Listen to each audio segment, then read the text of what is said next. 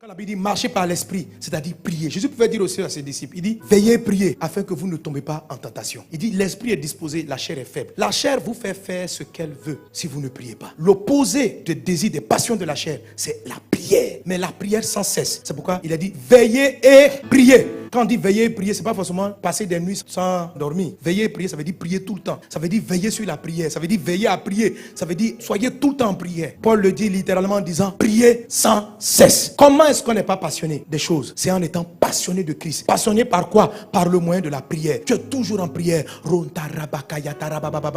En Luc 21, je crois verset 36, Jésus dit ceci. Veillez donc et priez en tout temps. Cultivez la prière sans cesse. Quand tu dors, prie. Dans ton sommeil, prie. Quand les cauchemars arrivent, prie. Tu te réveilles le matin, prie. Avant de prendre ton petit déjeuner, prie. Au milieu du petit déjeuner, prie. À la fin du petit déjeuner, prie. Avec tes enfants, prie. Lève-toi, prie. Dans ta voiture, prie. Quand tu n'as pas envie de prier, prie. Quand tu as envie de prier, prie. Prie, prie. Alléluia, prie. En tout temps. On dit veillez, priez en tout temps. Saison de pluie, tu pries. Saison sèche, tu pries. Il prie seulement, prie. La prière crée une atmosphère. Quand vous êtes sur un territoire, vous priez. Il n'y a plus de malédiction qui tient. La malédiction est suspendue. Parce que la prière est une zone que Dieu sécurise. Votre vie doit être une vie de prière. Jésus a dit, ma maison sera appelée une maison de prière.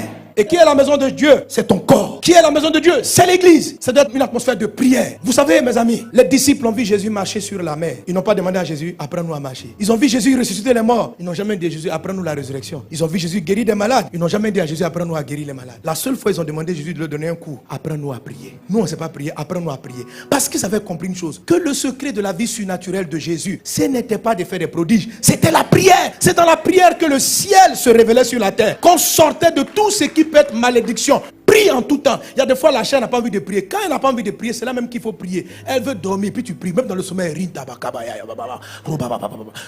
tu pries. Tu te réveilles, tu es en forme, tu pries. Tu as sommeil, tu pries. Prie. Prie. Ne justifie rien. Les disciples disent on a sommeil. Jésus dit je m'en fous. Priez. On dit mais nous on a sommeil. Laisse-nous dormir 30 minutes. On ne dort pas. Priez. Il dit mais comment on va faire? Il dit la chair est faible, l'esprit est disposé. Donc priez. Priez en langue. Priez en esprit. Prie. Dis à ton voisin prie. Tous les hommes spirituels, tous les gens de victoire prient. Et c'est la prière qui prend le temps, qui amène tous ceux qui sont dans votre entourage à être sous bénédiction. C'est comme ça que vous faites transiter la bénédiction qui est en eux. Quand vous priez, les gens qui travaillent avec vous, votre mari, si tu pries, la malédiction ne peut pas le toucher. Quelles que soient les réclamations de ses parents, toi ta maison est devenue une maison de prière. Lui il a un problème dans sa vie. Ton chauffeur, tu pries dans les voitures que tu achètes. Tu pries dans ton magasin. C'est la chair qui va te dire il ne faut pas prier, que les gens vont te prendre pour un fou. Quelle affaire de fou? Prie, sois fou même, prie. Ta nouvelle boutique tu ouvres, tu dis les gars on commence par la prière. Rinda baba, apprends à tes collègues à prier. Tu vas préserver leur vie, tu vas préserver leur famille. Ne sois pas un genre qui dit non, les gens vont penser que tu es un intello, que tu es un intello, tu as fait de grandes études. Comment tu crois en des choses comme ça? Les gens qui te parlent sont les diaboliques. Eux, ils vont faire des incantations avant d'arriver dans ton lieu de travail. Et puis toi, tu es prié, ils veulent te donner un complexe de il faut te jouer un homme comme eux. Tu n'es pas comme eux.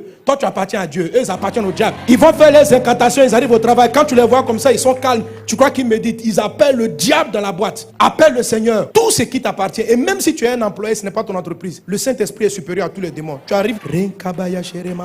Tu vas paralyser la malédiction qui est sur la société. Tu vas paralyser. Tu vas changer la tendance des choses. Créer l'atmosphère de prière. La prière est une communication avec Dieu. La prière est le câble qui vous connecte au ciel. Alléluia. C'est un câble. Il faut savoir adresser la prière. Écoutez mon message.